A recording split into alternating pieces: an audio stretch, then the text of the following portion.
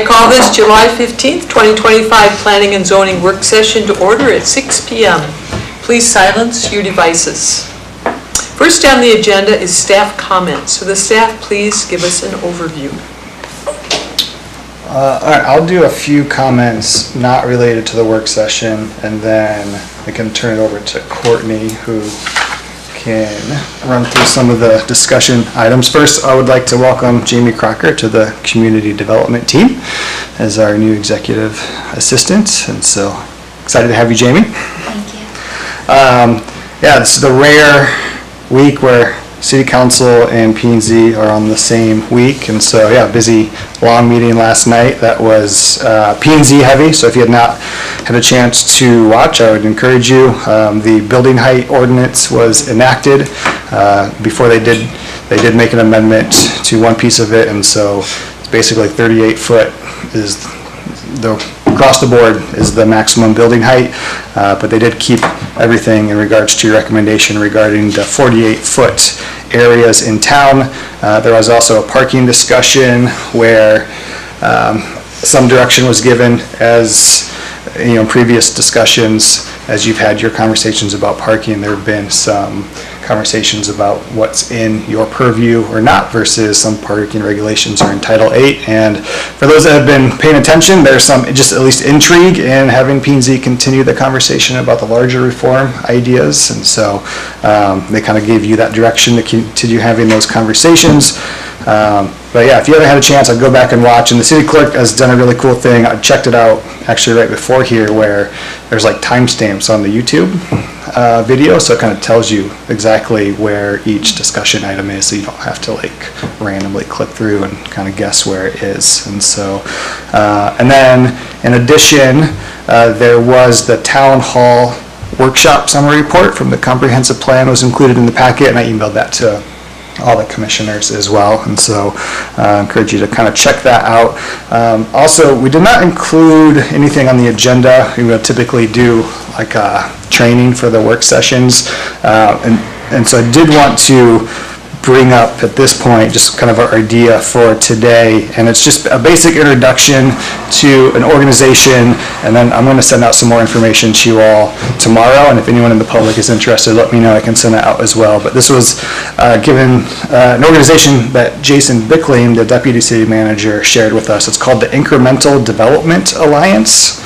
And their mission is to help local entrepreneurs and civic leaders strengthen their neighborhoods through small-scale real estate projects. And so their vision is to have neighborhoods be regenerated by small developers. And the goal there is, if you compare small developers versus large developers, a much larger percent of money that comes in through small development goes back into the city, where large-scale developments, oftentimes that money leaves the city. And so so they host various workshops to help train small developers and then coach policymakers to be supportive of those efforts. So I think that comes into play with what you all do. And their website even references the Middle Missing Housing publication that we're talking here. So they might actually have a potential workshop in the fall that I can keep you updated on, but they do offer a free introductory workshop that is accessible online, and there's a series of videos that, I don't know, 1 to 2 hours it takes to kind of run through. And so Courtney and I kind of ran through those and felt they might be beneficial for you all as a commission to run through, and so we'll send those out tomorrow. And other than that, just a reminder that I will be out of the office for 2 weeks starting Monday, so Courtney will serve as the acting community development director. So if you have any issues, feel free to reach out to her, as I will be unavailable. You'll be back before a regular meeting? Yeah, I'll be back Monday the 4th. Yep, and then jump right into our meeting on the 5th. It worked that, yeah, this is the 3-week break between our next meeting. Mm-hmm. Any questions for administration? Okay, thank you. Next is discussion items. First is a review of a draft ordinance to amend the land uses allowed table for veterinary, starting on page 6 of the packet. Would the staff please give an overview? Certainly. So many of you may be aware that there's a veterinary clinic based out of Soldotna that offers temporary services at the animal shelter for Seward residents and their pets. As we were reviewing their business license, we first, of course, looked at the land use of veterinary hospital and saw that that was not allowed in the institutional zoning district. So we looked for other options that this could fall under, since it's not a permanent veterinary hospital, and found that it could fit under a mobile clinic. So right now it's allowed as a mobile clinic, but this sparked the conversation internally that Seward needs a veterinary hospital, and the animal shelter in this institutional zoning district is probably the most likely place that animal hospital or permanent veterinary clinic could come.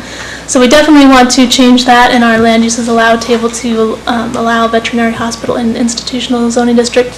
But you'll see on page 6 the proposed ordinance that we've drafted. Right now, veterinary hospital requires a conditional use permit in auto, commercial, industrial, and resource management. Those are the only zoning districts that's allowed with a CUP. And so the proposed ordinance would actually change those to outright uses, which reflects just what our code currently has for a medical clinic. A medical clinic is allowed outright in additional zoning districts than that. I have it written in the verbiage here. So a medical clinic is allowed outright in office, residential, auto, commercial, harbor commercial, central business, and institutional.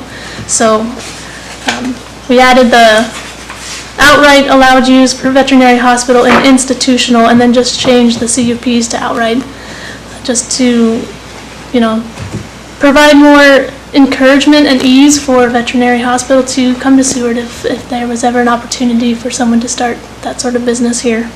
And if medical clinics are allowed outright, that seems like a comparable use there for veterinary hospital and medical clinics. Thank you. Commission, do you have comments? I think it's a great idea. Since we all need a veterinary hospital, we've had Matt outside of town, which was great, but it didn't apply. But if we have something in town and it's a high need, I mean, I appreciate you guys making the accommodation for a mobile clinic to let these folks come in, because it's definitely a thing that we've needed, and they're booked up all the way through August. So yeah, I think the zoning districts that these are in, I think are fine. They're perfect for that. Yeah, I think allowing it outright too is a good move. Yeah, I like it. I agree. However, I'm wondering what would be wrong with also including UR and OR and HC and CB. I know it is a mobile clinic. And who's to say it becomes permanent? I guess they're two different things, right? Is there different zones for permanent type veterinarians outfits, and therefore I'm sure they would be allowed in those areas, right? But not. Right, so this ordinance is just looking at where a permanent veterinary hospital would be allowed, and we certainly could, if the commission thought that there were other appropriate zoning districts to allow it outright. So for example, maybe matching more of where medical clinics are allowed, which is office, residential, harbor commercial, and central business. That certainly would be an option. Yeah, the mobile clinic, I don't have up right now of where those are allowed, but yeah, this would just address a more permanent sort of solution and business. Well, with that being said, is this a public hearing, by the way, or is there? This is a work session. Just discussion? Do we have anybody in there? It's a I'm work just session. curious, I don't know, I'm not a veterinarian, but I utilize such services, and I mean, the more accessible they are, the better. I even like the ones that do house calls, but it's, why not have that discussion to include those other areas? And is that, or do we find it necessary? I mean, Seward lacks land area and Just thinking maybe more options we have, the better. Chairperson, I'm sorry to interrupt you. Go ahead. Just for this thing, I mean, I think there could be discussions on that for sure, for the mobile one that you're referring to, but I'd like to be able to just stay with this one and move this one forward if possible. Because I think if we start opening up the can of worms on the other ones, then it might muddy the water a little bit. But this is only a work session, so we can just, discuss that. But I'd like to just look at the permanent one first if we need to. And then, because they've already made allowances for the mobile one. Well, if it's just a work session, they could go back and when they bring back the final product. Good. Commissioner Hubbard, are you mentioning adding allowances in other zoning districts Yeah, office for the residential. permanent veterinary hospital? Well, they would be akin to that, but they would be mobile, I guess, Okay. because that's what we're talking about, right, is mobile veterinary? We're talking about the permanent. We have a mobile vet that that- comes, but we're looking at, well, if there was ever an opportunity for a permanent clinic in the area that they're running, which is the institutional zoning district, that's not a current allowed use. And so we kind of just started with just the basic changes of, we kind of kept the three, so veterinary hospital is currently allowed in auto commercial, industrial, resource management. And we just added institutional to align, it just made sense to align the veterinary hospital with where animal shelters are allowed as a land use, because it just seemed like a good partnership. And so animal shelters are allowed in industrial, resource management, and institution, all zoning districts. So, like Courtney said, why not match where hospitals are allowed, which would include office residential, harbor commercial, central business, and I think maybe urban.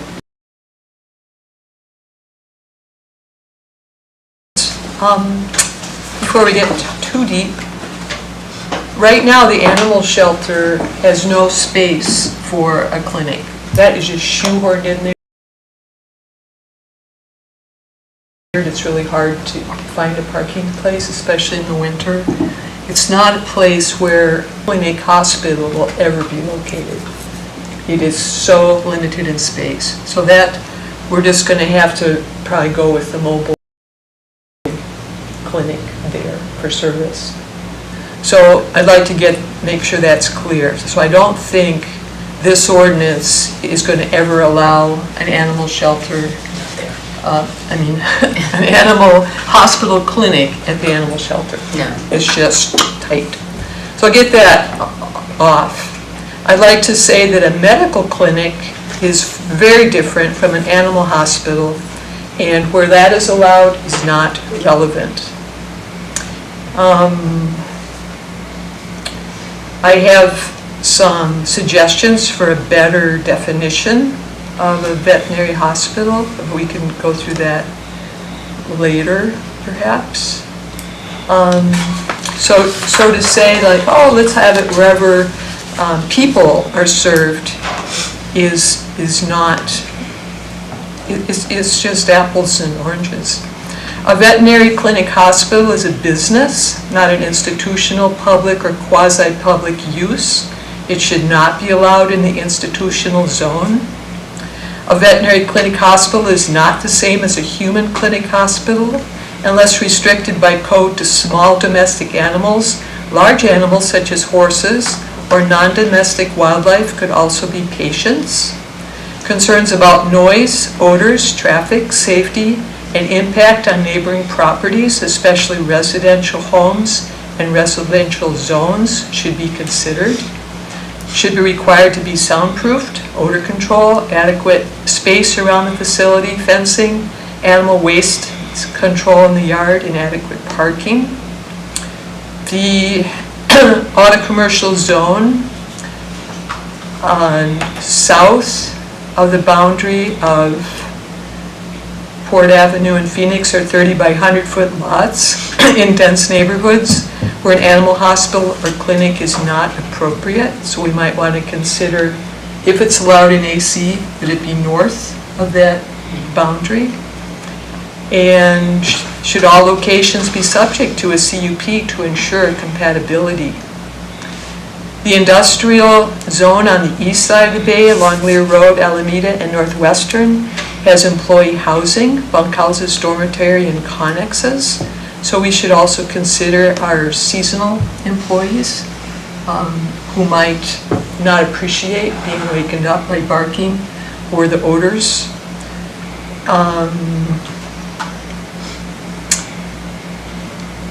Further direction on the mobile medical unit.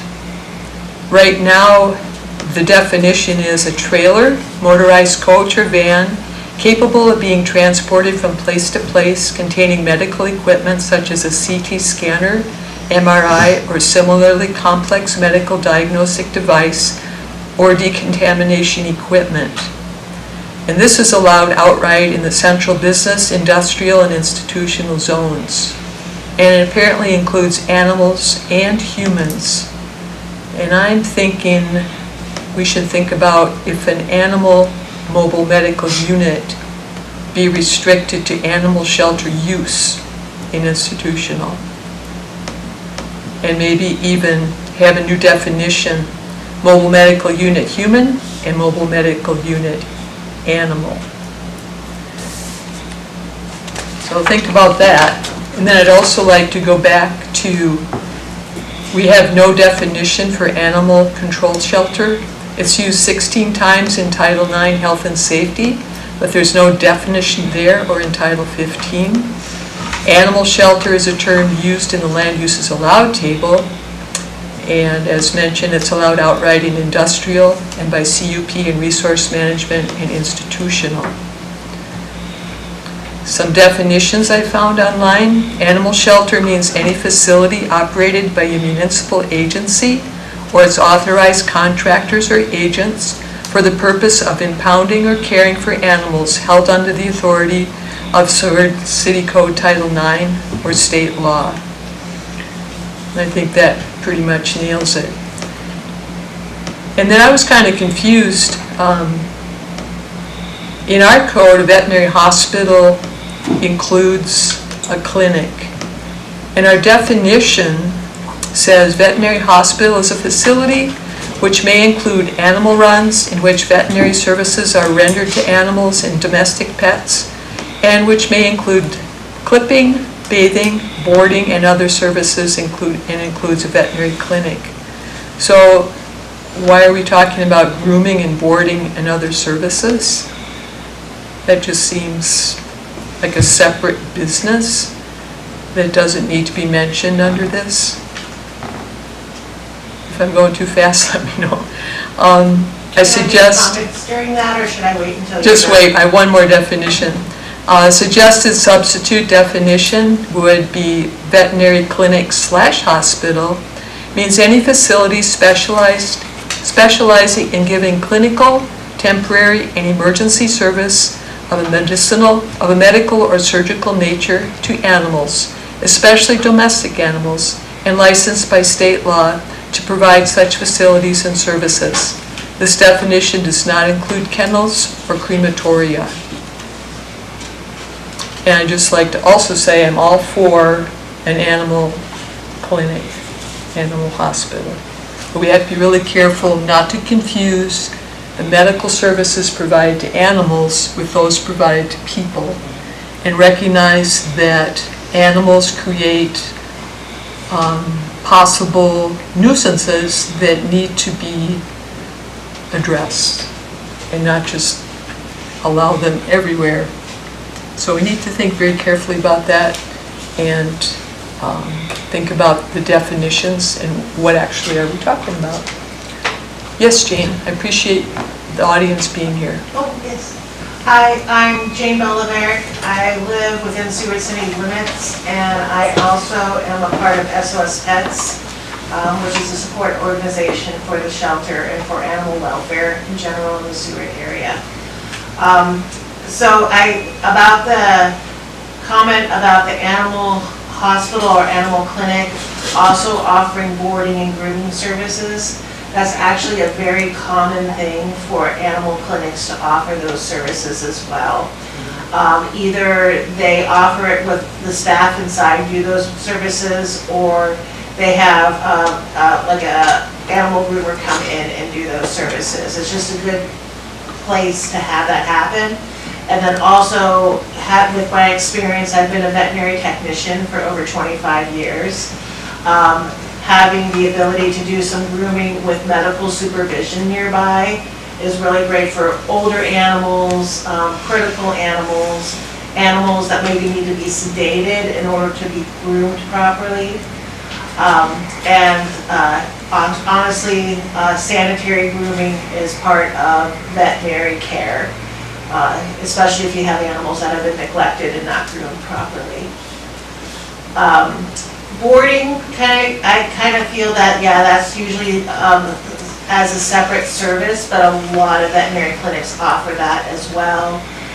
Because, again, you can have animals that maybe need a little more medical oversight while family are away, compared to ones that you can take to a general place like the dog lodge or Russ's place.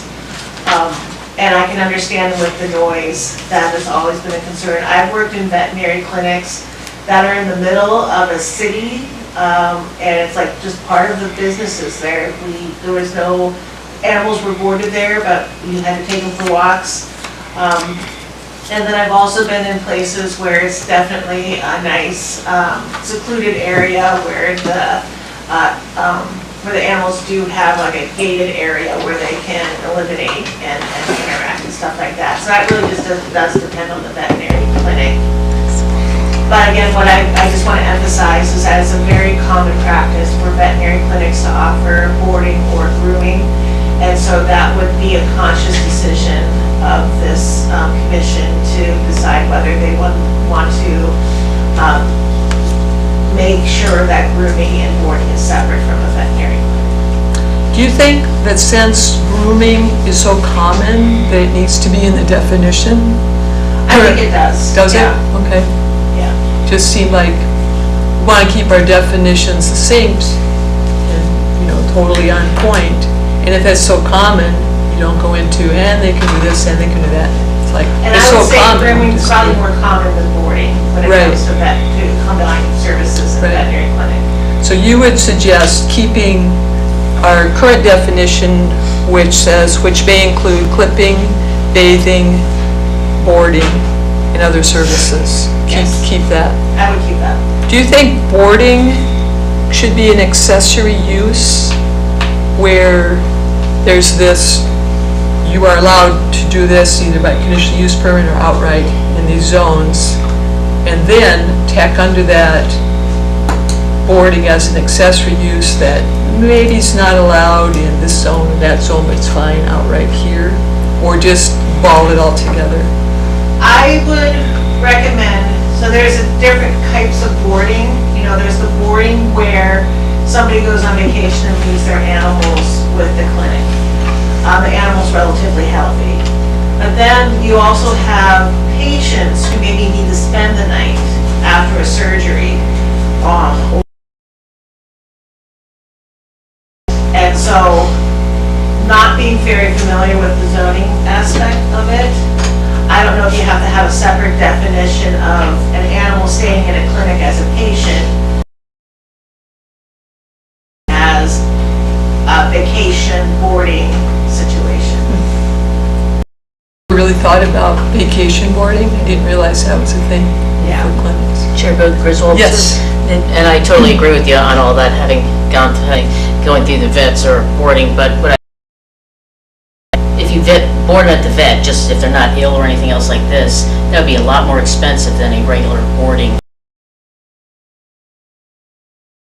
for your average household pet. But if it's dogs or cats have certain phobias or issues or anything else like that, they may Go for 2 weeks or more as they recover from their challenges. So, I am missing these definitions. Did you give those out? No, I didn't. Okay. Because we don't have clear definitions here of what she's talking about, or the different business models that we could potentially look at.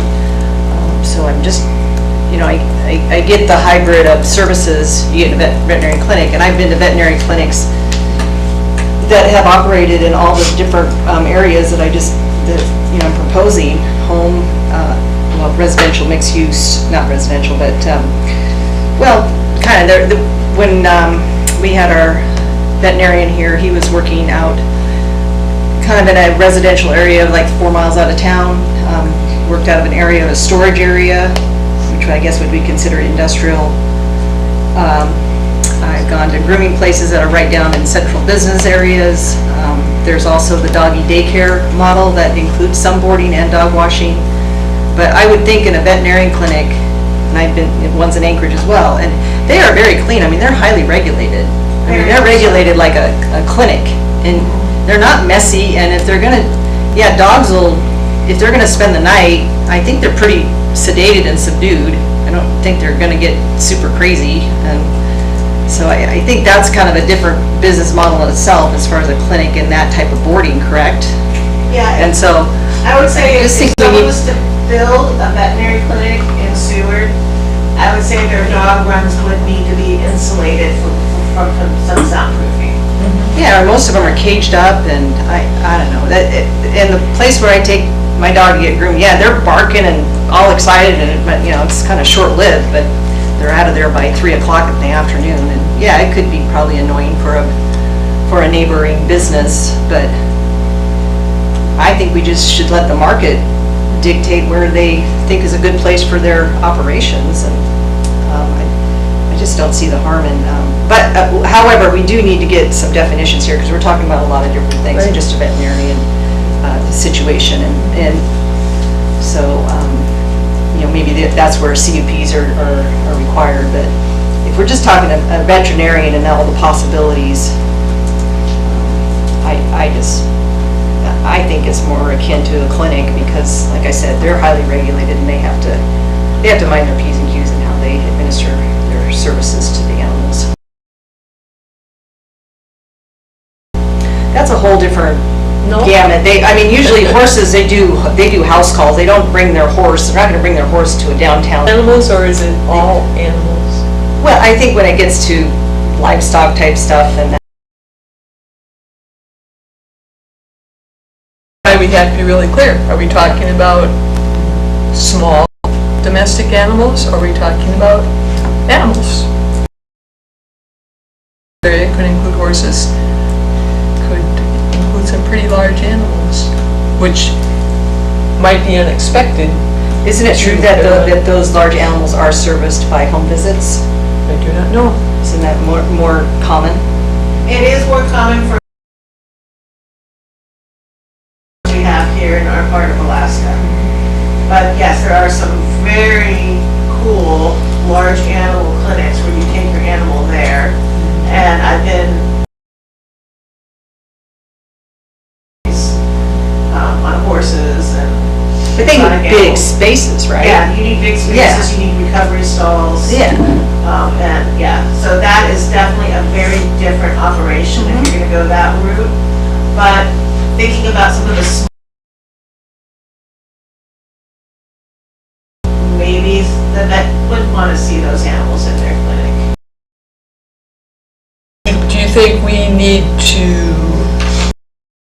just let, if the vet says to the tearful owner of an injured sheep, yes,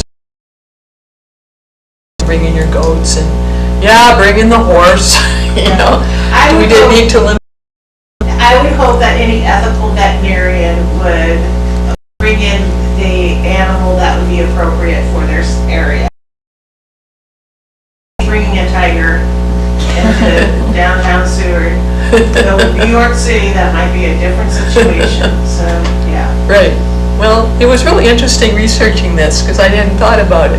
I assumed it'd be like Matt's clinic, Yeah. pretty low-key, casual. I mean, he might treat a horse, I don't know, but he was in a place where he could.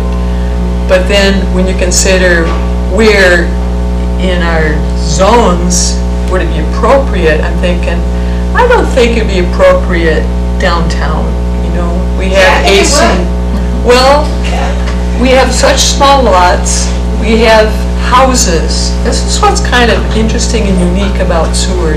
We have houses in every zone. In downtown, except, well, we have residents in every zone, except maybe institutional. But it just seems south of Port Avenue, Seward Highway, that junction,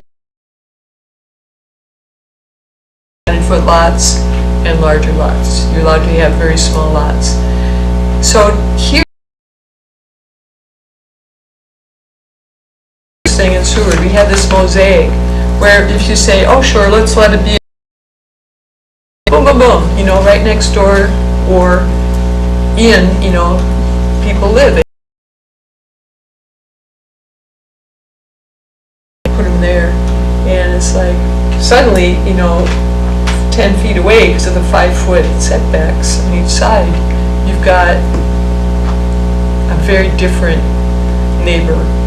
And when we had the Alice Memorial Animal Shelter here, lots of complaints from the neighbors about the barking dogs.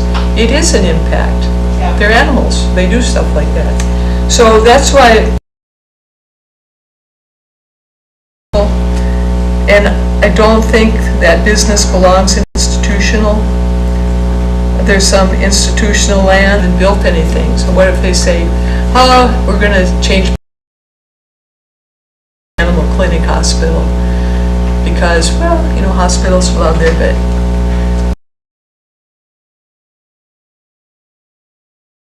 plunk in the middle of a dense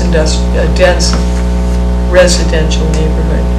But things open up when you get north of that. We have places in AC along the,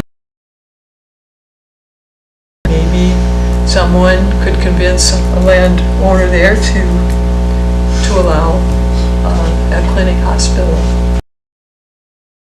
It's opened up, it's already kind of noisy, there's no neighbors right around it.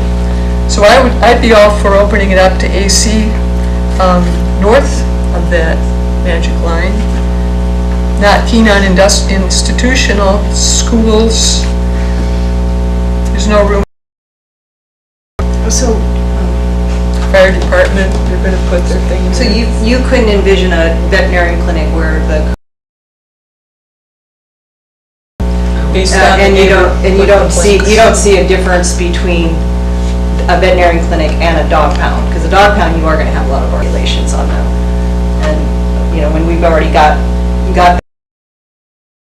us with finding out what the state has already requires veterinarians, and then that might be something to bounce off of for us, because I do not see the same type of business model going on with the vet clinic versus what we experienced as a dog pound down there. Those dogs, I mean, they might be miserable in vet, but they're just gonna be in and out. I know, but they get coward and scared, but they're still with their owner. If we allowed it where the Alice Memorial Shelter was, that would be. It's auto commercial, so it could be a mixed use thing too. Maybe think that it's- can live on top. And I think it's not. I think it's urban residential. Where that was. So lots to think about, a lot more than what meets the eye in this proposed ordinance. This is time sensitive, is this urgent? Is that why it was thrust upon us with everything else? No, it just came up with the more recent medical clinic. Okay. Yeah, so it's not a time-sensitive Okay. issue. I was actually kind of surprised to have it on our work session agenda because we approved missing middle housing. Then I have to wade through all of this and then wade through this and this, you know, so I don't think it's ready for. To have a, you know, move it directly forward probably is more of a discussion item to certainly, but a resolution is a resolution. I mean, that's, you can just throw things in there, but you Right. discuss it, and then the things that you come up with, then you can throw those back in the resolution, move on It's to on the the next table thing. now, right? So what would the commission like to do with the input we received from the public, commissioners? What would you like the next step forward to be? Well, since we've discussed, there seems to be a bit of a crossroads with locations, perhaps maybe refinement of a definition, maybe we can have another go at it when, we're not looking at specifically the middle, the housing issue at this point. So if that sounds reasonable for you. What do you guys think? It feels like kicking the can down the road a little bit, that's all. Like, we have it on the table right now, so. And I think the vet clinic definition sounded good and was agreed upon by one of our local vets, so that's good. And then bringing up, like, not putting that in our auto commercial because there's residences there, that is their choice to be in AC district, so you're gonna end up with some mixed things. And I think that's a valid zone for the vet clinic. We don't have one yet anyway. If the definition is doable to some extent, I mean, that's fine because we can refine that all day long, with that as well. It's, I think if it goes to the council, that's fine, and I think, the ideas of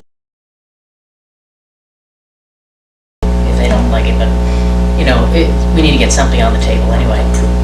So, that people living in AC, they did not agree to an animal shelter. Zones knowingly, probably. I mean, they agreed to everything else. That's crazy. It is, and that's how we're zoning. Veterinary AC. Oh, it is? Yeah. Thanks for that clarification. So I hospital, if the commission's fine, the only changes we were making is to align the zoning of a veterinary hospital, future spot down the road, and then we changed the outright. So those were the two pieces we were kind of looking for feedback on. If there is consensus or majority feels like the definition should be, we can come back with another work session if the definition is fine. Point is to align a clinic hospital, veterinary clinic hospital, with the animal shelter in the institutional zone, even though there's no room for one there. And even though that opens up You were talking about institutional zones everywhere to a clinic hospital. Yeah, it just felt like a match between animal shelter and veterinary clinic. Even if it's not that specific location, it just seemed like those were two land uses that seemed to group well together in zoning districts. And Can you recall, it was before your time, Courtney, you would remember, that location was selected for an animal shelter. We changed the code to allow it by conditional use permit in it. So we've already said, okay, this is the only place the city has land that we can squeeze a shelter. And now you're saying, and let's have animal clinic changing code to allow it to be where it is. I don't think that. Input from the public, it seems like the institutional zone would be an appropriate place. And medical clinics are allowed in institutional zone, and their partnership, there could be a potential for a permanent partnership. It's doubtful, like you mentioned, that there would ever be a permanent building specifically for veterinary hospitality, but we don't want to eliminate a possibility for any sort of other permanent partnership that could open up veterinary services for people here in Seward, which we know is much needed. There's no parking. No parking to squeeze another service in there. Where? At At the current animal shelter. They can go across the street and park in the school park. The borough would really love that. Why not? They're not There's fierce. plenty of parking over there. That doesn't mean anyone can. That's, They can use that. oh, you'd be surprised. Yes, Chris. What I'm hearing from our community planning members is that they looked at first veterinary hospitals serve animals, shelters serve animals, where animal shelters allowed. Then they also said, well, they also provide clinical care, medical clinics provide clinical care, and then kind of overlap them. Kind of matched up is what they put for outright on in the packet today. That's my understanding. And so, Commissioner Hubbard,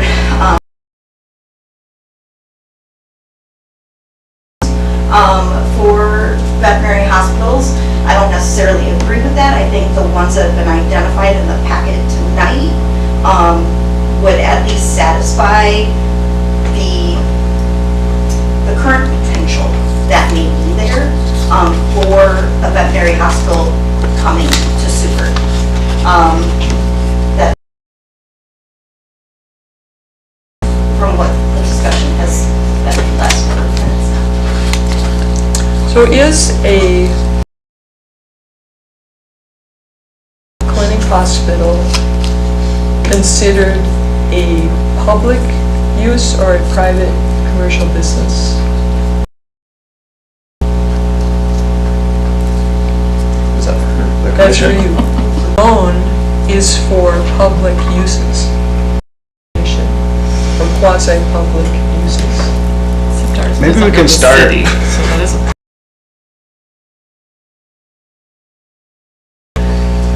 Would you be okay with just You can making, pull it up on Title would you be okay with 15. just making this Yeah. a CUP? Like Definition. outright for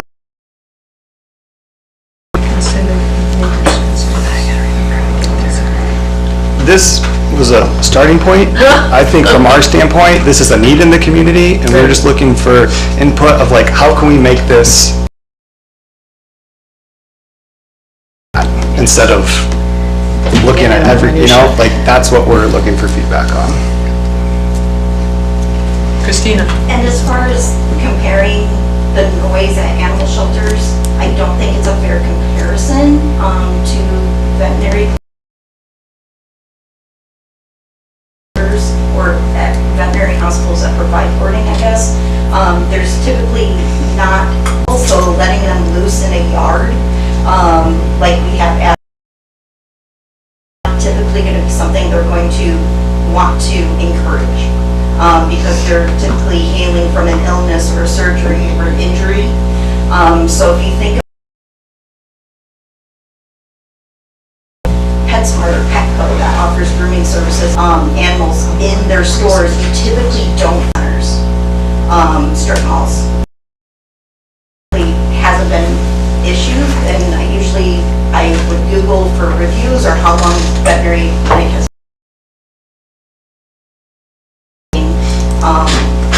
clinic that's there.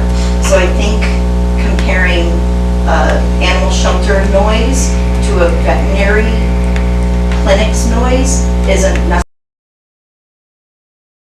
because they're providing 2 different services. Shelters are encouraging socialization.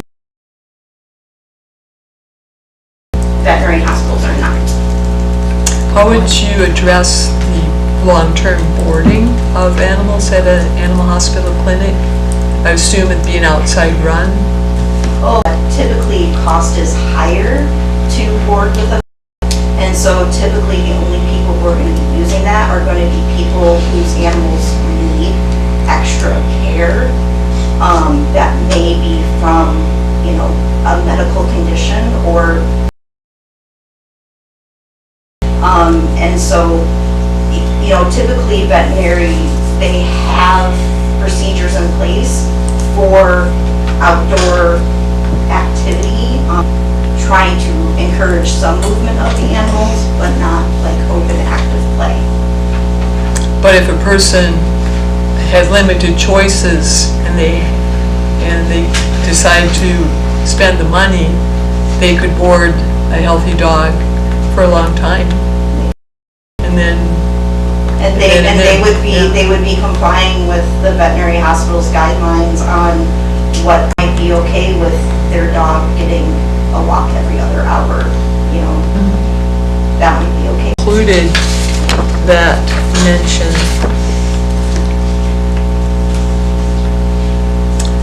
where a veterinary clinic hospital, I also like to include clinic hospital because I know that they're both under that heading. Means any facility specializing in giving clinical, temporary, and emergency services of a medical or surgical nature to animals, especially domestic animals. And then we could, which may include clipping, bathing, boarding, and other services. which is licensed by state law to provide such facilities and services. This definition does not include crematoria. Different from boarding, does not include kennels or crematoria, which some clinic hospital fish plant smells like. If they're burning fish, you can sure smell it everywhere. So I would like, A proper crematoria, you do not know it's there. is that right? Yeah. Really? Regulations of a crematoria. Yeah, that's really good news, because that is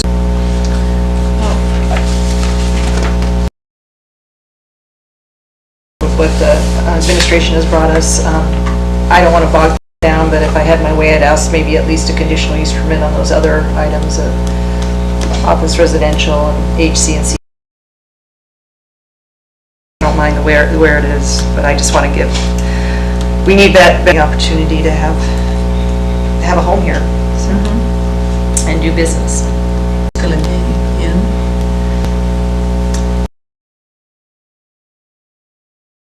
That could be outright, even though there are residences nearby. Participate. So that could be. And then I said no to an institutional, but you want to align special, and now we're opening it up to. Hypothetical. I wouldn't see anything wrong with it. They got plenty of space back there. Just I wouldn't see anything wrong with it. They got plenty of space back there. Just like. There's a lot of, I don't see institutional being an issue. Areas. They are actually industrial. Off the Surrey Highway, that's all industrial. Off the Surrey Highway, that's all industrial. It is confusing. Yeah, numbers on, I is industrial and INS is institutional. no, but like, or with this UP, sorry. Institutional would be allowed outright. Just for clarification. Okay, It's for clarification. okay. Good catch. Good catch.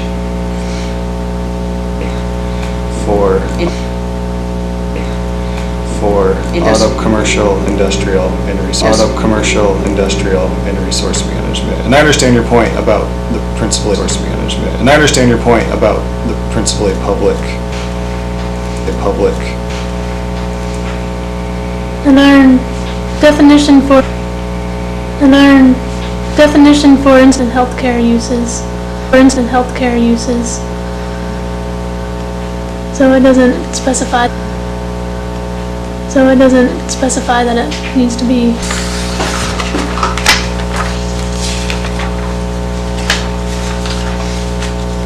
But the definition of the institutional zoning district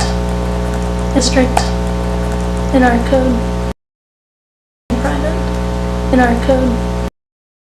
Private. Yeah. Yeah.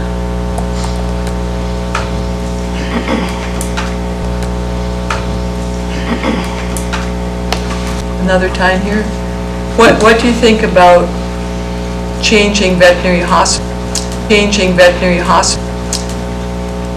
In the table proposed is under interesting veterinary services. That's a broader C as a conditional use. And what do you think about retaining that conditional use? Just in view, keeping the C. Just for that area, the other areas, I think I'd probably still go with the outright of the other one. I know. Yeah, there's an awful lot of what ifs, yeah. Dragging us, for Yeah. sure. But a You know. conditional use permit, council doesn't, you just have to know. So it notices everybody that there's a proposal to put a use in here, participate in how their neighborhood is gonna look. And the fence, so we don't have to see the action. So my dog doesn't have to be disturbed every time someone brings in a strange. That ability to empower the people that are most affected to go out in this zone, then we just have to think about ways to make it better so it fits conditional and not worry about splitting it. North has input. Does that sound fair? Sure. Conditional, proposed outright, and I would say outright. Seems like a really appropriate place for it. And then we're moving into principally public uses, North Forest Acres, all that. And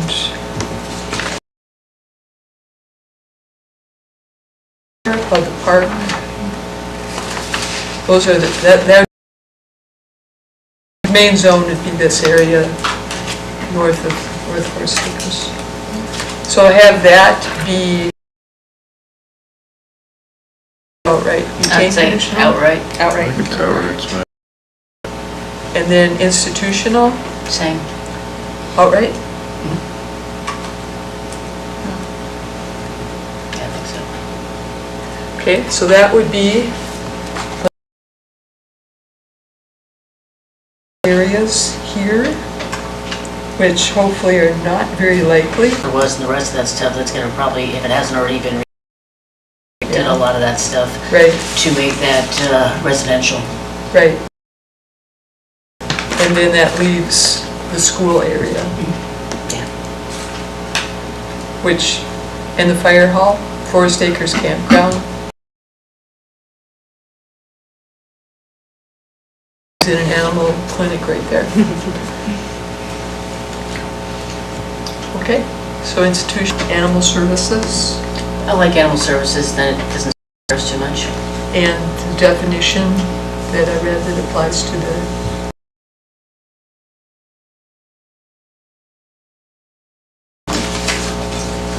The one that we have in the one that In the you, code? the one that you don't have.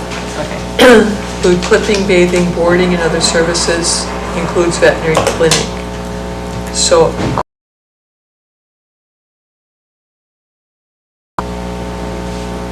any facility specializing in giving clinical emergency services of a medical or surgical nature to animals, especially domestic,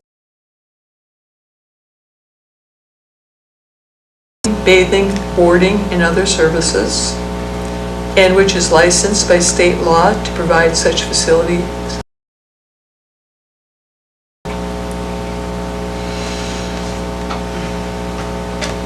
Okay. Did it change all? Not that I can tell. Then we can work on what is an animal control shelter later. Okay, let's move on. Really appreciate it. Next, give an overview. Certainly. So the next part of the work session will focus on some topics within the broader topic of missing middle throughout the nation. That communities have a lot of single-family homes, large apartment complexes. So we're, think tall buildings, full apartment complex sort of thing. But we're offer more housing opportunities. So we're talking duplex, townhomes, cottage courts, multiplex, and so when I say in the smaller ones, your triplex, fourplex, fiveplex, sixplex, and even the term mixed use, housing situations, apartments on top, commercial on the bottom. So these are the type of housing that communities all over the country are missing, and due to zoning codes that make this type of housing illegal. Their land is 70% zoned single family and have very little land zoned of housing that would fit in our sewer zoning in the R3, R2. So that, and if you looked at our zoning, you would see that we have a zoning for multifamily that would allow these types of housing units. So that's just a broad description of this missing middle housing topic, but we're going to focus development, and then we'll specifically look at a type of mixed-use development that allows how we can open up some opportunities for more areas and for apartments and commercial buildings, and then do a new type of missing middle housing that's currently allowed in our code called the cottage court. And this preliminary type of discussion, we've had some developers come to us and present ideas that are very an appropriate use within the city of Seward. And if so, then how can we regulate it, and in what zoning districts would it be appropriate? Code.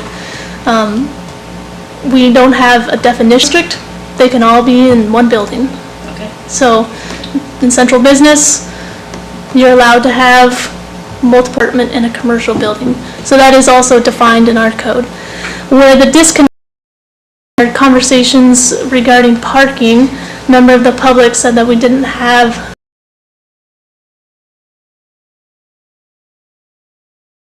and so that's why we're bringing it forward as an option for the commission to discuss a definition for mixed-use development, and then we would then define a certain number of parking spaces for mixed-use development.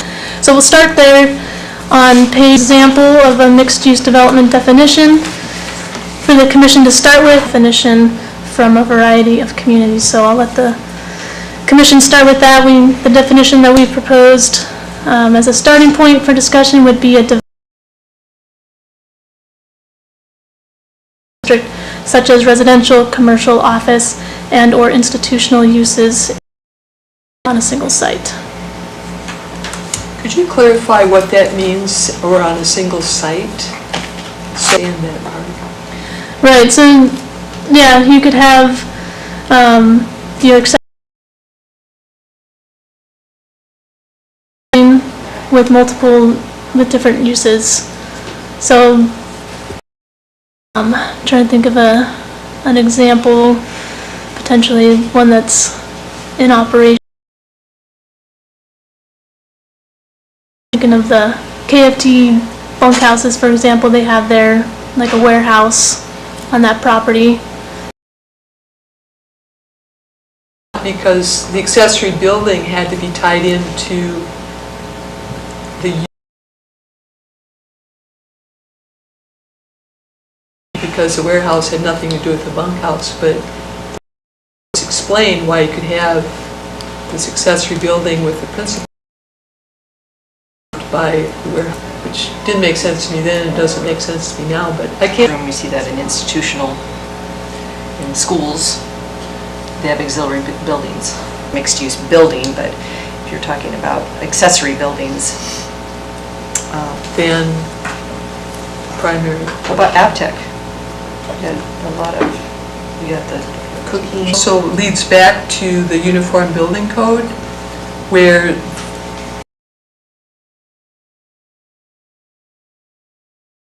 so when you have the apartments on residential use, commercial zone, you have to have fire separation and this and this and that, because they're two different. Like a residential? Like a Yeah, and this separate also shop? referred to some examples where they could be vertical or horizontal, you know, so I just, Uses, so. yeah, so are they combining residential with Obviously, institutional? yeah. Because your dorms, which is Sometimes a man definition. camps are like that too, Well, we don't allow man camps. but I mean, it's an example of a mixed-use development, you know. Down there at Icicle, yeah, you've got bunkhouses right next to the cooking place where they eat. And even, I don't know about living quarters, but, so. And I know No, potentially, something like the South Harbor uplands, and the harbor added separately, but potentially they're exploring the option of not platting separate lots on the new development, and so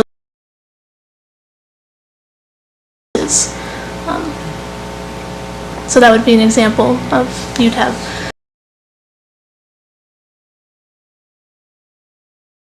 a guiding company all on the same property. To allow so many buildings in our code. We'll look for this definition, but This is like the starting point. Yeah, well, I just didn't understand what that meant. So that's why I was asking. So I was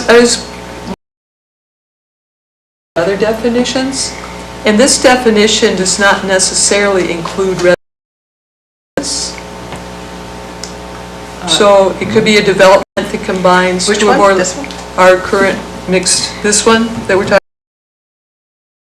Development that combines two or more land uses permitted in the zoning district. So you could be combining commercial and office, an office and Residential. institutional, but it doesn't. Such as residential, commercial, office. But I'm saying those are examples. Focus doesn't necessarily include residential uses. So I would like to suggest an amendment that focuses on residential uses, which I believe is the whole point of this. So a mixed-use development would be a development that it contains residential uses and non-residential uses, such as commercial and/or public uses in a single building or on a single site. Madam Chair. Yes. So yeah, the mixed-use development definition here is, we're primarily defining it as a broader definition to address the parking issue for it. We do have a definition on page 10 that addresses the residential in a commercial space. It's defined as an apartment in a commercial building. And since that is already defined and listed in our land uses allowed table, we didn't necessarily want to redefine all of that and tear apart code quite to that depth, but I mean, certainly we'll engage if that conversation, if the commission wants to go that depth, in that much depth, but Blend them? You mean like, okay. yeah, I mean, so the mixed-use development definition on page 11 is meant to be more broad to encompass residential, commercial, office, institutional, since we already have the specific under our dwelling definitions. Well, I did look at that, and it also excludes uses. So if you could make a tiny modification, a definition for mixed-use building, which is what we were talking about with our building height. We don't have that definition. So a commercial building, we would change it to a definition for, which is an apartment located within a buildings that are permitted in the zoning district. Right now, it excludes institutional uses. So it just expands it, provides the verbiage mixed-use building that is used in our building height code, going deep as long as we're doing the mixed-use development. But what's the language in the building height code that you're concerned about? They talked about mixed-use buildings. So that definition, or that language, well, that language, the structure must be in condominiums or townhomes with units, dwellings no smaller than 2, or a multi-use building that incorporates commercial and residential uses. And that excludes it, correct? Yeah. Correct. So we didn't really know what we were doing when we threw that term around, but some really nice definitions, your research, and that's where I got that idea, that Sacramento included entry and civic places, but actually our code divides it up really well. So it's residential, principally commercial, and principally public. So if we changed it, So you're not excluding. So you're proposing in our current definition for on page 10, highlighted in yellow, to essentially cross out commercial uses at the end of the definition and just say, and non-residential uses. And then change the apartment commercial building to a mixed-use building. Basically conflate the two, is what you're asking. Right, so I would read, a mixed-use building is an apartment located within a building designed to accommodate a mix of residential and non-residential uses that are permitted in the zoning district. Pardon me? Isn't that just making it so it's apartments only, though? Oh, we're trying to- Potentially be an office and a retail and, As far as the building, International Building Code, that's all commercial uses, so it's That'd when be you throw in mixed use, right? residential that Okay. you're throwing in more to protect the residents. okay. The thing, I have a question, clarification, as we're districts that are being covered in this definition, so like you couldn't put that in R1, even though there's residential in there. You could put it, What it means is you can't have a use in this mixed-use building that isn't. gotten that far yet, as far as where this is.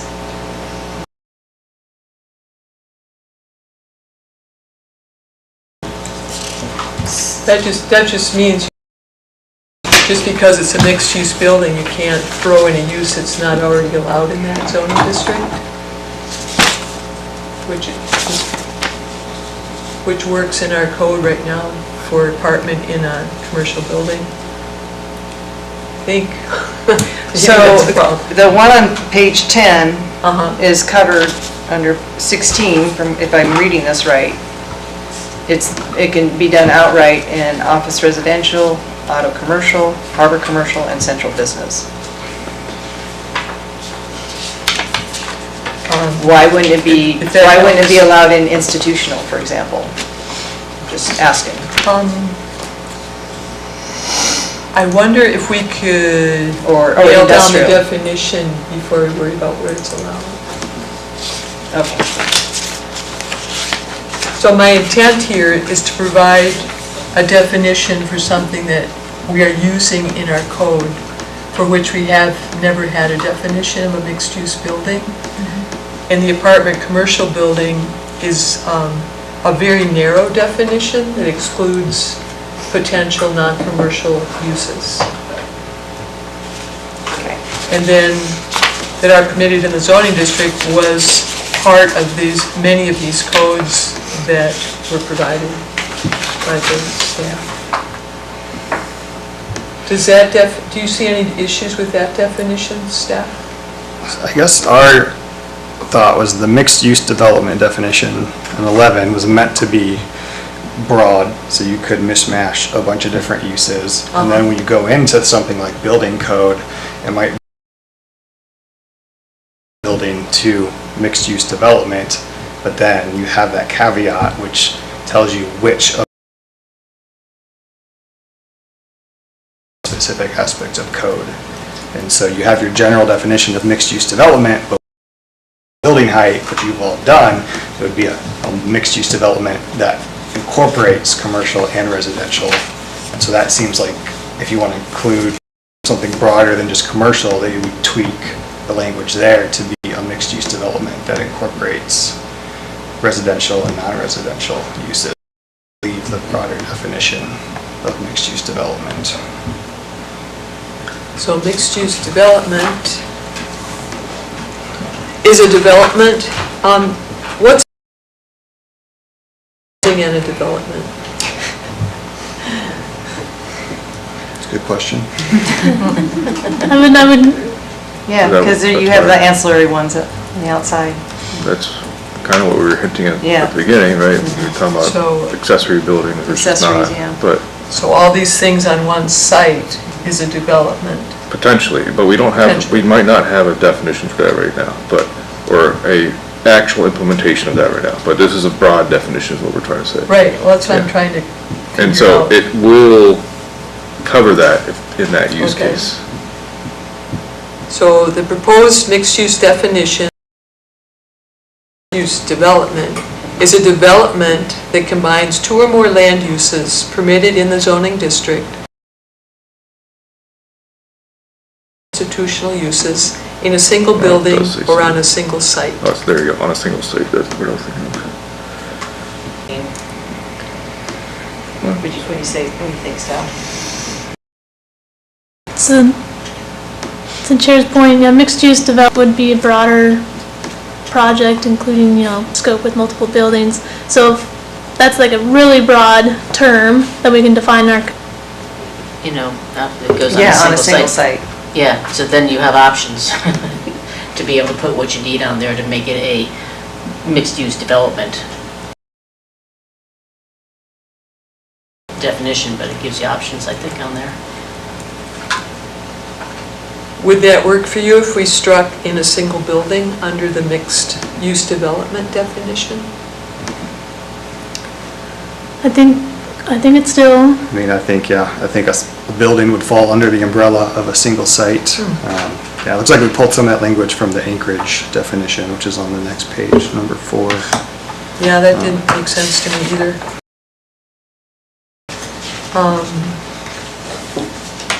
And the Anchorage and/or civic uses, which, to me, I didn't get that. That's what I'm asking, was like, what's the difference between the... But it just seemed that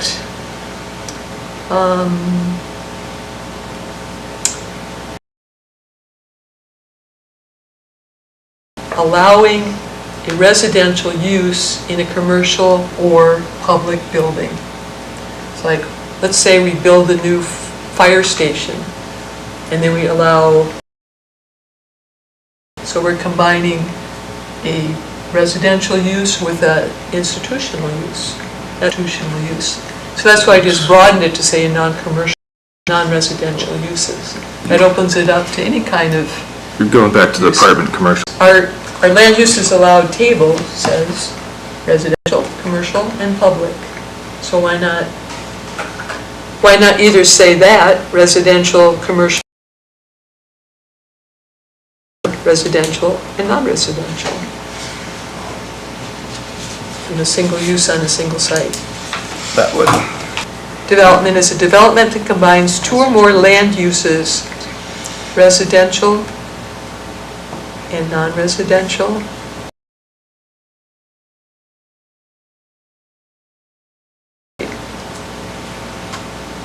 But that's restricting it back to just residential and non-residential. Like, Couldn't you do... And/or? yeah. Because if you mention residential, commercial, and public, Right, and leave it there, because then you covered all the areas then. right. But I was just trying to match up with the verbiage that Okay. you can relate to. such as residential, commercial, and/or commercial. Yeah. Residential, commercial, and/or public. That's what I was thinking. Public, yeah. I'd like it to correlate with our land Yeah, use. so- Or on a single site, which means you could have apparently accessory structures, I don't know how this works, on a single site. And you get rid of the single building though. We said And/or, to keep if you it. put And/or, yeah, that works. Yeah. Okay. Okay. And we're keeping the... Wait, in a single building and/or on a single site? Yeah. Staff and/or? Yeah, so again, this is just meant to define something that's already have specific uses you're talking about down the road. You can plug in mixed-use development, and if you can have the caveat like you do in the building height in that with a Table, or portion of the land use table definition. So I don't believe this would go in the land use table. Because it seems like it covers the whole, except for residential. I think it just goes into the dictionary part of it, or Yeah. the lexicon else. I think we're sort of golden. You would need to figure out what your uses were, go to that zoning district, and make sure both uses are allowed. That's Could you please remind me, did we decide in the zoning district? I don't remember. I know. I didn't put a check mark by it. commercial building, an apartment located within a building designed to accommodate a mix of residential and commercial, which is a term we use in our I code. think just leave it alone, right, and then add the mixed use. If you mixed-use building, see mixed-use development, because Okay. like it's the same. But a mixed-use building specifically mentions residential. Mixed-use building.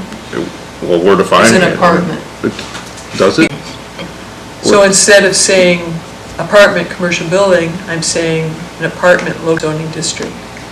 So the change there is right code, and we want to use in other places. So we used multi-use building. Yeah, not mixed. Apartment, commercial building? No, I'm Okay. saying Two in the different building height areas. code, instead, as a broader term, Uh-huh. we just would replace multi-use building with a mixed residential use based on the definition, based on how you defined it, or worded the language in it. Does that make sense?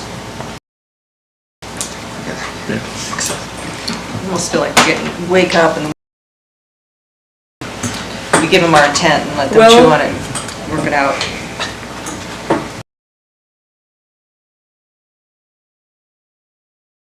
Development contain residential uses. But we want to expand that. If it doesn't include residential uses, the International Building Code doesn't care. It's all commercial, all, What we're doing land use codes, like you right. can use mixed use development, and then if you really want to specify what types of uses with the building height. Right. So that's why I just think the broader definition is good, use, or you can pare it down to be more specific based on what types of use or mixed use development you would want. Yeah, I think you're also looking at costs too, when you're gonna address it as commercial, you got a whole different code system to work versus Mhm. residential, and you don't wanna, burden the builder with having to make your residential totally commercial grade type thing. They do now, they require sprinklers. Well, they also require, there's also sprinklers for domestic domiciles too. Right. So they have different scales of them, so. So right now, the mixed-use development, even as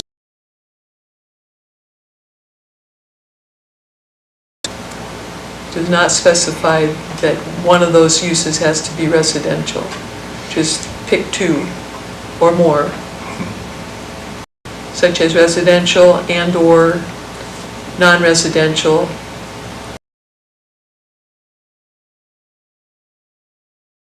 Thank you. I've got too many things going on here. Such as residential, and then did you say and/or? No, residential, commercial Commercial. building. You were just at a single site, I think we were talking about. Is that, We I delete, think are we gonna keep we're those? fine either way. It's, Okay. I think it's, Yeah, it's. okay, in a single building and, That's still on mixed-use development? So again, Or we're is that just trying to it's allowed, and what is allowed is multiple uses, doesn't have to be residential to be in the same, like, and so if you require this definition to have residential, you could have a mixed-use development according to this term. this- so is that like a hotel that has a bar?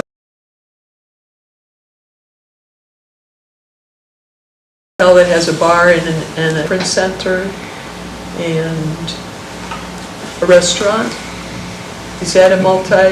I would- Yeah. Those are two different land uses. Like, I guess if it requires you to look up two different land uses in the land use table, then it would be a mixed use. By conditional use permit, I can have a hotel and I can have a bar and I can have an event center. So those are all allowed in the land uses allowed table. In this, okay, so this would cover that. And then the other situations actually sparked all this is they have a store downtown and they have apartments downtown. So that's another example of a mixed use. Yes. And we don't have any clear ones about what that is on a single. Yes, that's all we really have. And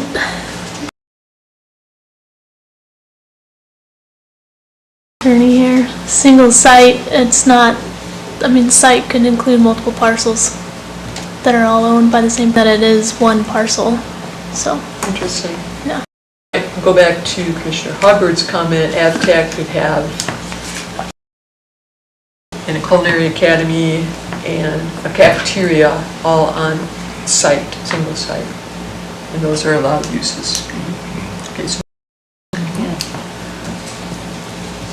I just like to visualize the reality of what are we talking about? Which has Commercial.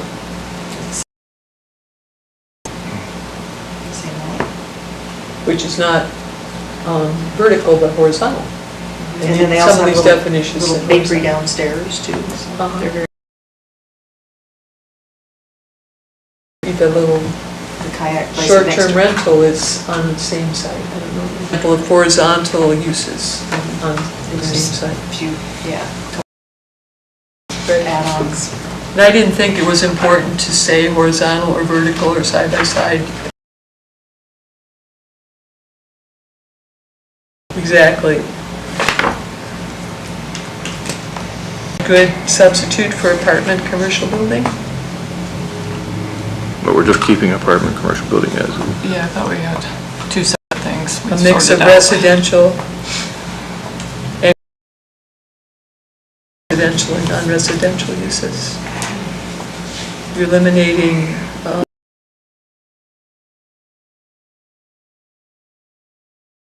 I thought mixed-use building that allowed mixed-residential uses expanded it to include public uses, like an apartment above a fire station.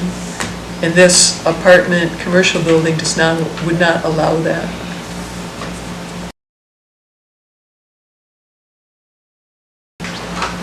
Accommodating residential uses with other uses. So you could have a penthouse above the fire station. Yeah, I think and change that to a mix of residential and non-residential uses. Personally, maybe leave it, the term as apartment commercial building, just because it's, well, I guess not big, but the more broad, mixed use. The term mixed use just, So how would a penthouse above the fire department work with apartment?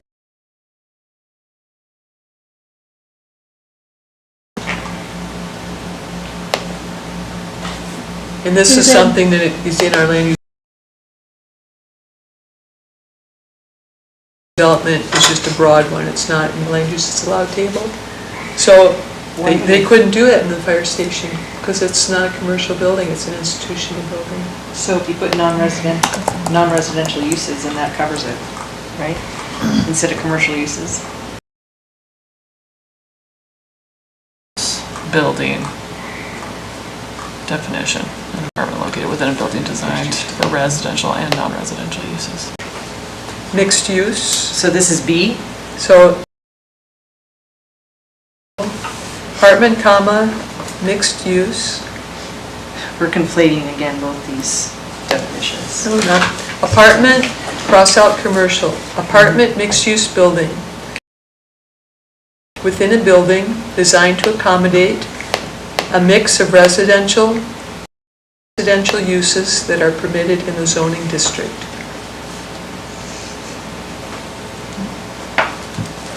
Is that what you, Yeah, I was gonna say, I'm not even sure that you need the zoning district at the end, but just residential just and to be, non-residential just to be uses. real but- clear, yeah. I mean, up and strike that are permitted. So the only change between the old and the new is we're and saying, and we're crossing commercial use in the second uses, and that works really well for me. Thanks, Vanessa. Does that work for everybody? Okay, I think that's real clear, and that's something that can easily be put in the land use. Encourage more residential uses mixed with none.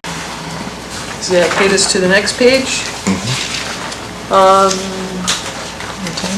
And Madam Chair, if I Yes. may just provide a little bit more explanation on the next piece Yep. of our discussion here. So page 6, loud table that shows where dwellings, an apartment in a commercial building, now a mixed-use building. Our land uses allowed table. And this specific discussion was, you should perhaps remember even her comments that there are lots of buildings in our downtown that have 4 to 6 apartments above them already. And I didn't dig into legislative history to see when that may have been changed from outright use to a conditional use permit. But currently, 2 or more units, apartment units in a commercial building now require a conditional use permit in the central business district. So the member of the public's comment was twofold. She would like the commission to consider perhaps allowing outright district, 2 to 4, potentially even 5.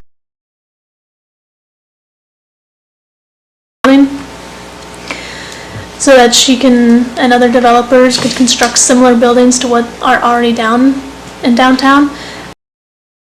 Was to consider that the buildings that currently have these 4 to 6 apartments above them, if they were to be destroyed or needed, be able to rebuild.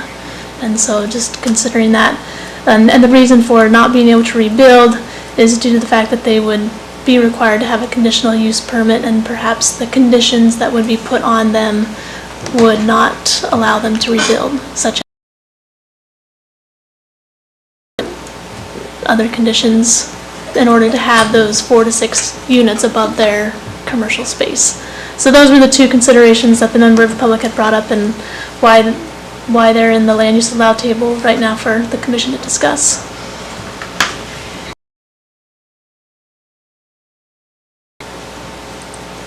But then, if they were to be torn down, then she suggested there should be a conditional, a cut applied.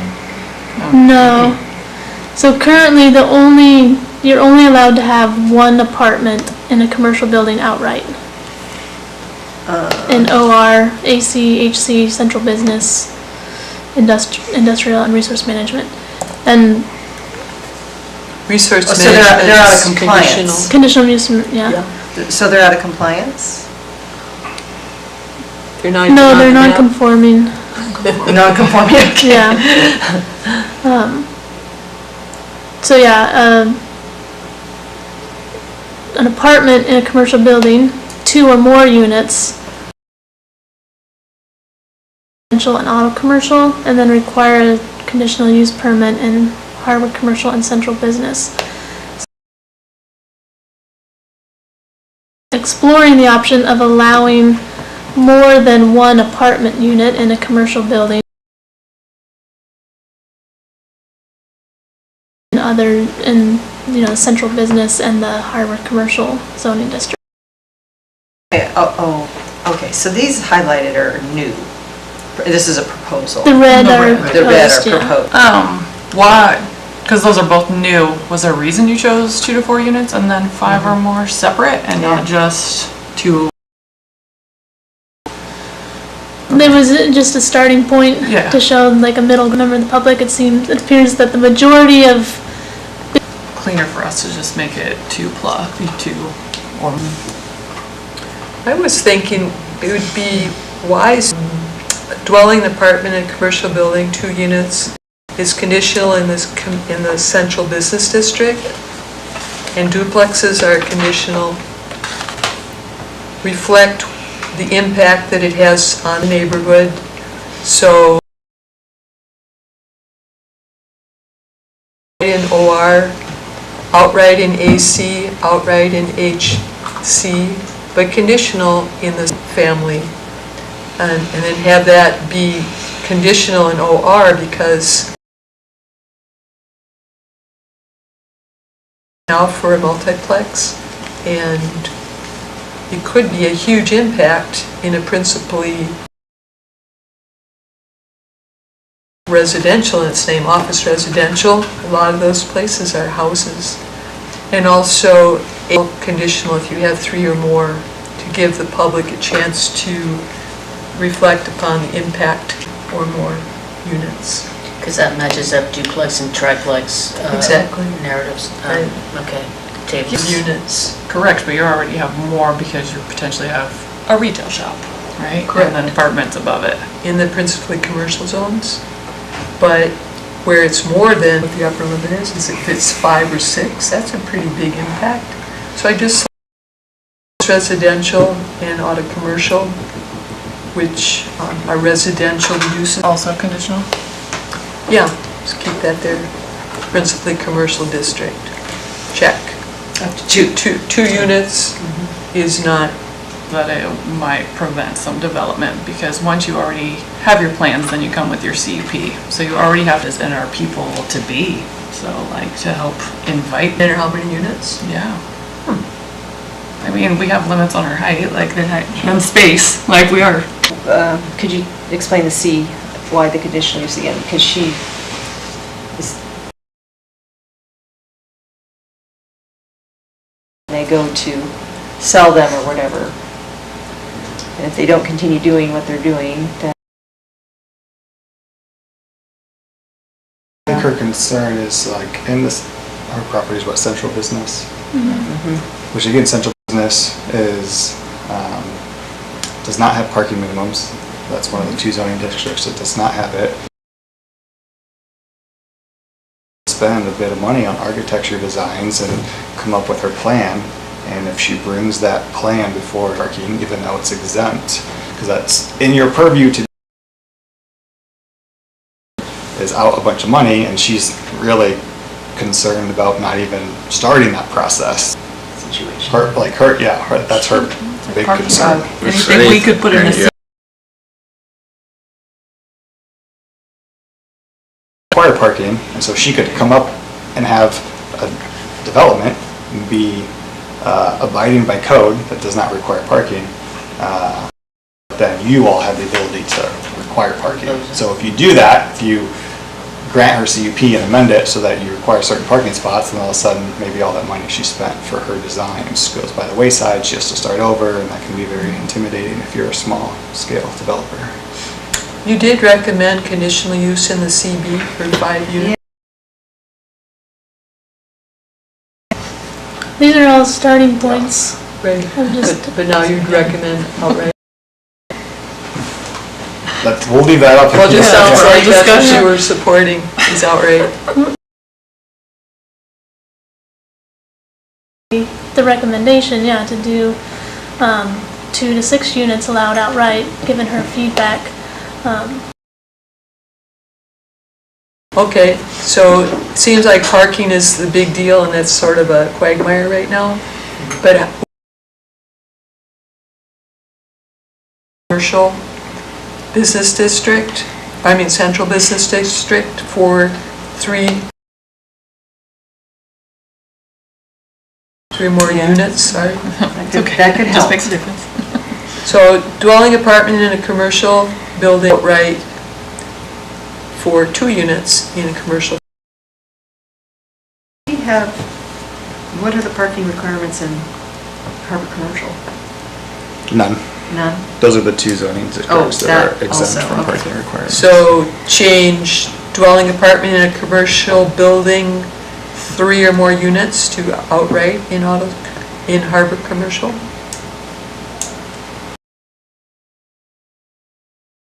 I believe sure. Following that reasoning. We're flopping them then. Yeah, the same, yeah. Okay. They're flopping, is that what's And then, definition?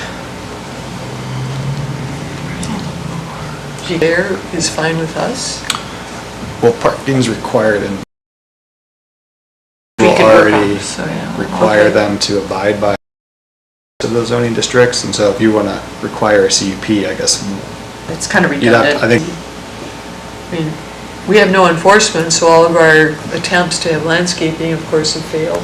Okay. So outright across the board Yeah. for 3. So Something could why be don't we combined. just say, why don't we, and it's already out, dwelling apartment in a commercial building, outright? With one or so right now, Why do we have to Plus even one. consider? 2 or more. yeah, it's already allowed outright for 2 or more. Where's in the those two just- zones.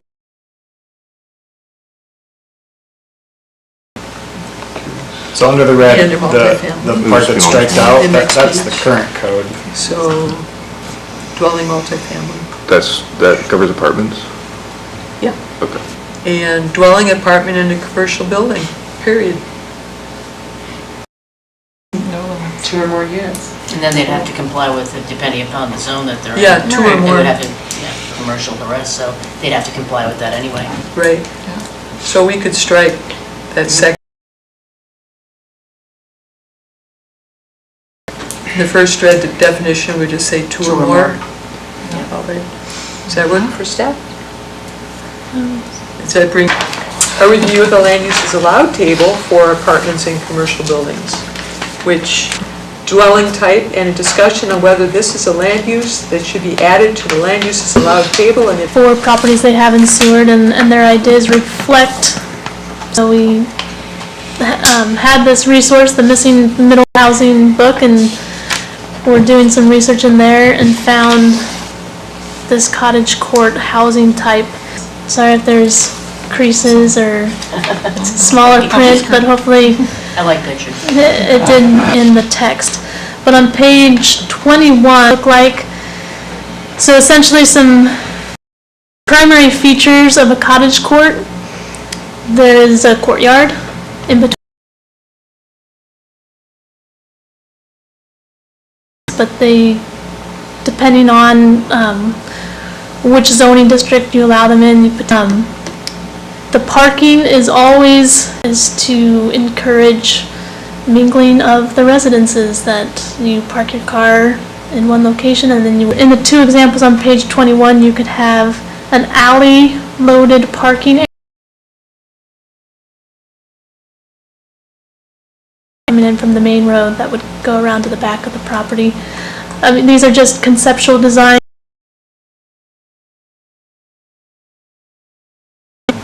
But then on page 4, regulation, regulating the maximum height would be parking underneath, regulating the setback. I won't read through all those options, but that just kind of gives the commission an idea of possible regulations. It'd be good to start a conversation on if the commission even thinks this would be a housing type that would fit in Seward, and if regulate it. Could you clarify the diagram on that shows 3 small anchored by a 2-story? Is that another dwelling unit? And then the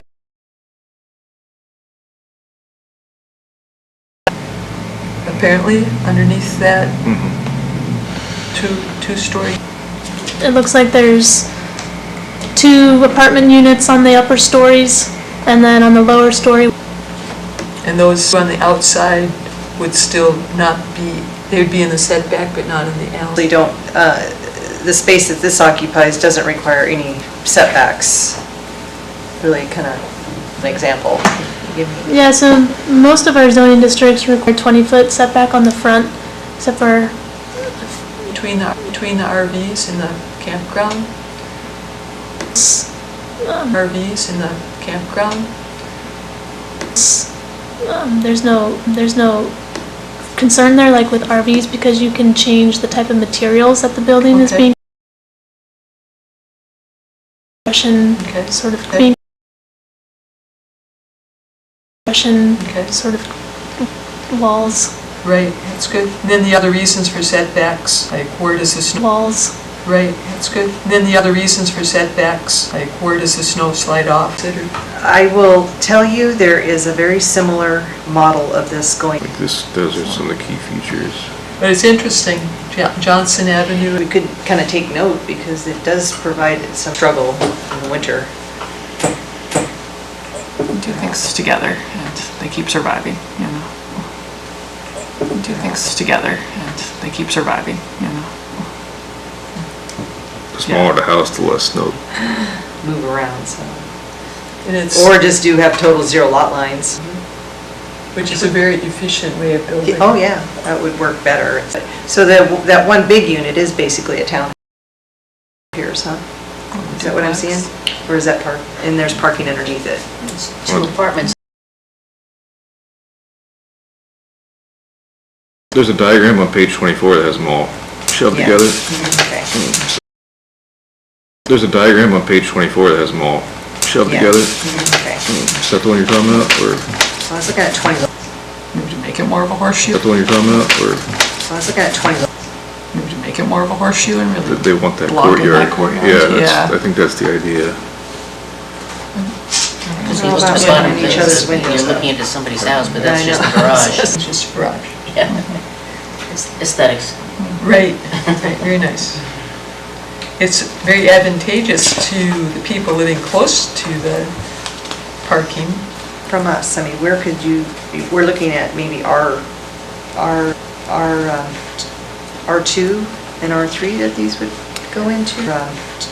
R2 and R3 that these would go into, or any? No, right now, just allowing these in code, so not even considering which zoning district right now, but just, Reveal the ideas of the 2 developers that expressed interest in this type of housing development. lots, but then, like, Zero. like you're at limited, you'd fit like 6 units on there. Like configure your dwelling units in a more way and have that kind of courtyard, and so it was kind of more of a, is there a way? So we vacated the lot line, so that could pose as an opportunity. the lot size that these diagrams recommend are like 110 feet wide. But yeah, so 150, so they need like multiple, at least 3 lots. yeah, multiple lots. 3 town lots. Interior lots. Units, right, with your primary and They're patio. 100 feet deep. But if you would make it one lot and have some sort of cottage Yeah. court, you might be able to get a couple. in one unit.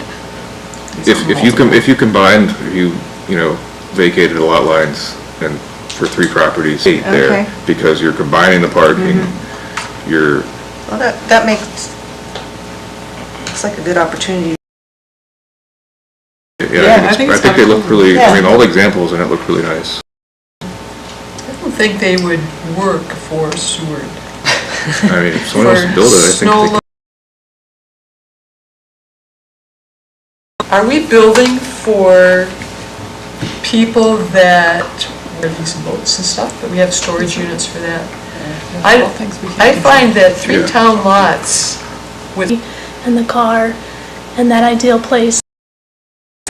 But now we're in a housing crisis because we don't have the missing middle. But they did, so, like, you know, it's not the very thing. supported by the Seward administration, who wrote letters in support in January, landscaping and trees, and let it be a quality of life. The harbor to allow you to continue to cram people. $1,000 Starter homes are $300,000 to $400,000. Somebody in their mid-20s are likely not going to be able to afford that. And so I think these cottage-style units, that middle housing, I found something from Sitka in 2015. Their Sitka Community Development Corporation had proposed a cottage lot, and it was really interesting. They had stated that in the national average for people owning community land trust properties is 5 to 7 years. These cottages are not for putting down roots. Think of them more like launching pads. And I feel like at the beginning of this discussion, staff had relayed that, is that, this middle housing is missing between an apartment and full single-family homes that are 3+ bedrooms. And the same thing with elderly adults. I was here when we talked about the ADUs. And that was one of the one of the things is that people were expressing an interest of being able to put an ADU on their property for their mothers or fathers or grandparents or whatnot on their property, because they didn't really need their full-on single-family home. Well, these cottage-style plan might fit for a couple of different generational areas that would allow people to live in Seward across their entire lifespan.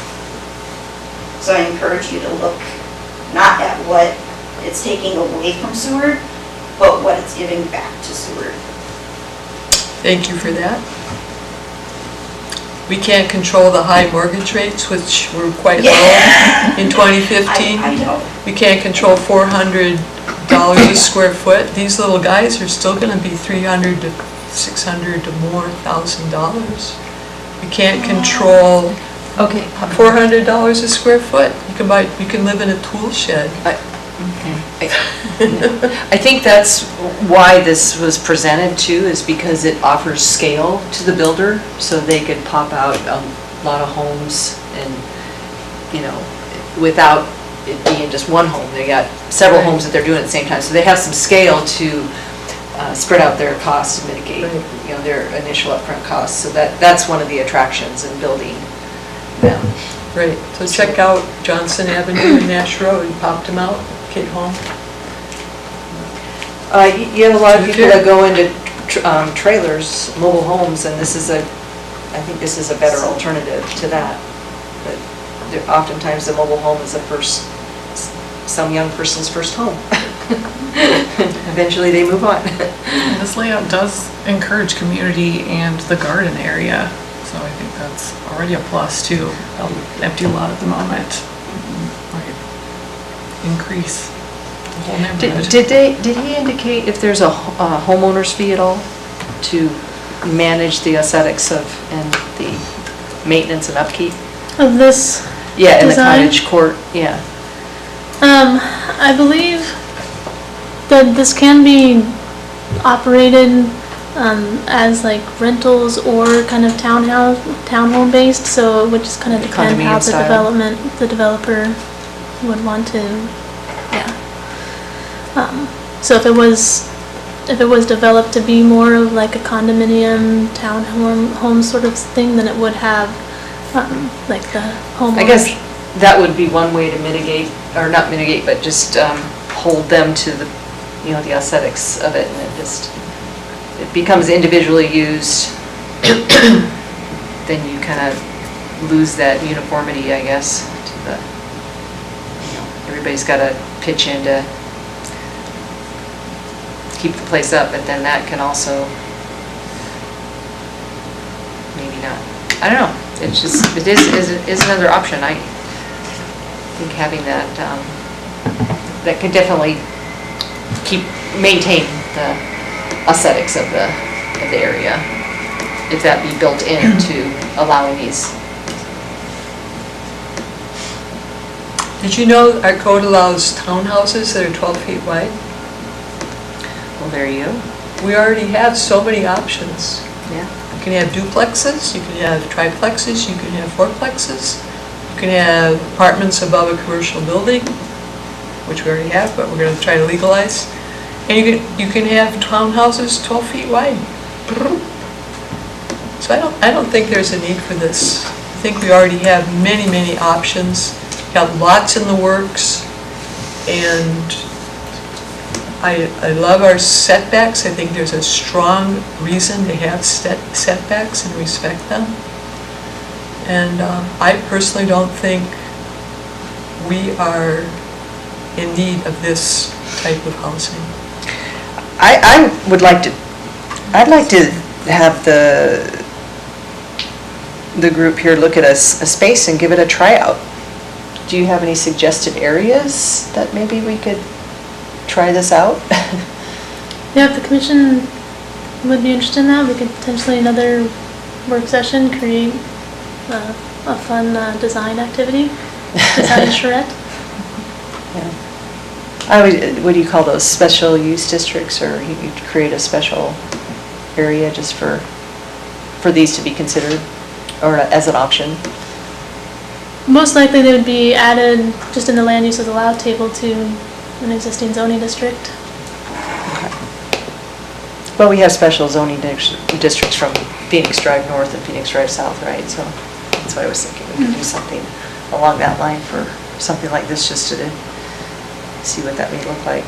I mean, you could even, maybe it could be considered down there when the shop leaves. Maybe a portion of that or something. Just a thought. That's fine.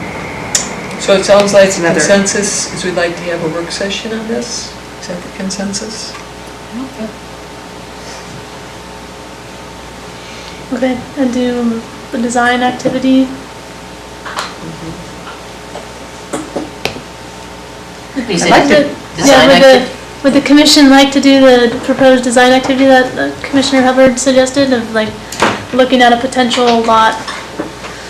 Have a within hypothetical area. Yeah, hypothetical Fun area visual. to see Yeah. how it might fit within Seward versus, we have our, Yeah, examples here, but yeah, to see within Seward how this might look. because I've lived in something similar to this in Scottsdale and then in New York, and it was a beach house. A beach community and stuff like this, and they had these little wonderful little cottages and stuff like Mini this. casitas, almost. Say again? They look like mini casitas. Yeah, sort of, well, not New York, but down in Scottsdale for sure. Scottsdale, yeah. But it was a different type of thing, but it was very, it was nice, it was very, you knew your neighbors, you were back and forth, it wasn't that much of a trot to your vehicle or anything else like this, and the nice thing about it was, everything was covered, the vehicles were covered from the sun, which was nice in Scottsdale, and everything else, but everything was very tidy, looked really good, and it's totally doable. These things are, granted, they're not huge, they're 840 square feet, but still, that's, that's not a overly small. I've lived in something smaller, a lot smaller in New York, but but 840 square feet isn't all that bad. And as for perhaps a starter rental or whatever, and if he's able to, whomever has put it down, he can actually, depending upon how much it costs to build, he may not have to have an exorbitant rental, because given how much the homes are going up at Hillside or Hilltop and some of these other places, other than those tiny homes, I don't know, other than, maybe some apartments, that's gonna cost much less. And that's just speculation on my part, I have no idea, I'm not sure what this would cost, but still, I just think that's a small kind of thing. It's also online, sort of like a townhome or a condo, because they're all sort of close together, but you still get the same effect, and it may wind up being, less expensive. But it's a nice option for people to consider. I wouldn't want to lock it out, dismiss it out of hand, because it's an appealing design. Did you rent or own that when you lived there, in those type of homes? Those are rentals, because I was only in Scottsdale for a year, and then New York, my parents had it when I was a kid. Okay. One of the places. So they owned it? Yes, they had that. We also had another property. Did they have homeowners fees to go? Probably back then. I'm pretty old. Okay, I'm just wondering how they were operated. I wonder what the model was. People just took care of their own property. Nice. Are there any other examples of this in Alaska? So there were some examples of, I think it was Juneau that's incorporated this into their code, so we can see if they actually have some developed, so we can get some visual sort of examples there. But yeah, we can look those up for the next work session. Any other comments? I just want to make a comment. Yeah, I think they're like designed to be more aesthetically pleasing to fit in a less dense area, which is useful. Whereas you might not, I mean, I would just want to check where townhouses are allowed. First of all, they're all conditional use permits, but they explicitly aren't allowed in anything R2, R1, or RR.